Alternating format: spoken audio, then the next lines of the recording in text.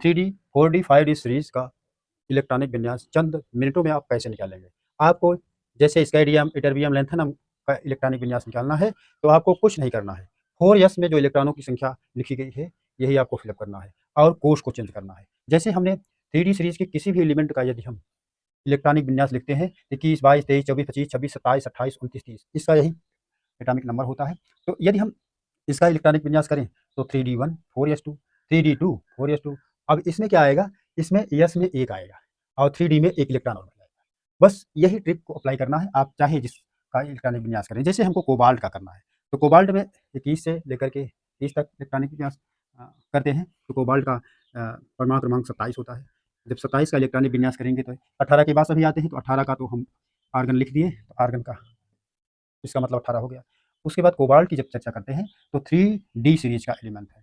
3D क्या लिखा जाएगा, 3D7 4s2 ऐसा लिखा जाएगा। लेकिन हमें यहाँ यस में 1 इलेक्ट्रॉन ही डालना है, यहाँ 8 हो जाएगा। ये मोर जो है स्टेबिलिटी ये प्राप्त कर लेगा, अर्थात 1 इलेक्ट्रॉन लिखेंगे और यहाँ 8 बना देंगे। तो ये जो है 3D सीरीज का कोबाल्ट का इलेक्ट्रॉनिक विन्यास हो गया। यदि हम क्रोमियम का लिखें, यदि हम क्रोमियम का लिखना चाहें, क्रोमियम का 24 परमाणु क्रमांक होता है, तो 24 के लिए 18 का किसका होता है, आर्गन का। इसको नहीं लिखा जाता है, तो आर्गन का जब लिखेंगे तो हम देखते हैं कि आर्गन ये क्रोमियम का 24 होता है, इसका मतलब 24 का 4, 3D4 4s2 ऐसे लिखा जाएगा। लेकिन क्रोमियम के वाई कोष में 1 इलेक्ट्रॉन रखेंगे, 1 इलेक्ट्रॉन और 1 इलेक्ट्रॉन को इसमें शिफ्ट करा देंगे। ये एक्सेप्शनल केस भी है। इसी प्रकार से यदि हम किसी का भी इलेक्ट्रॉनिक विन्यास करें, रोडियम का करें, तो रोडियम का जो इसका आएगा वैसे इसका आएगा। रोडियम का कितना है, कोबाल्ट का कितना आया था, कोबाल्ट का आया था 3D8 4s1। तो केवल इसमें कोष को चेंज करना है। यहाँ 4D सीरीज का है इसलिए 4 और D कितना होगा 8 और 5, 4 के बाद 5 आएगा सबसे, तो 5s1।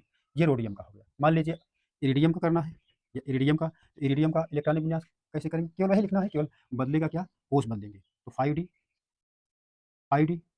8 और 6s1, ये आपका हो गया। अब रोडियम का यहाँ से 39 से शुरू होता है, इसलिए इसको क्रिप्टान 36 से करते हैं।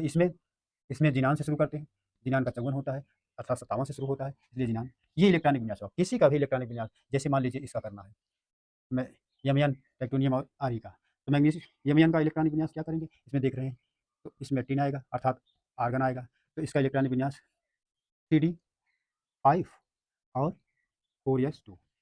उसी तरीके से केवल कोष बदलेंगे।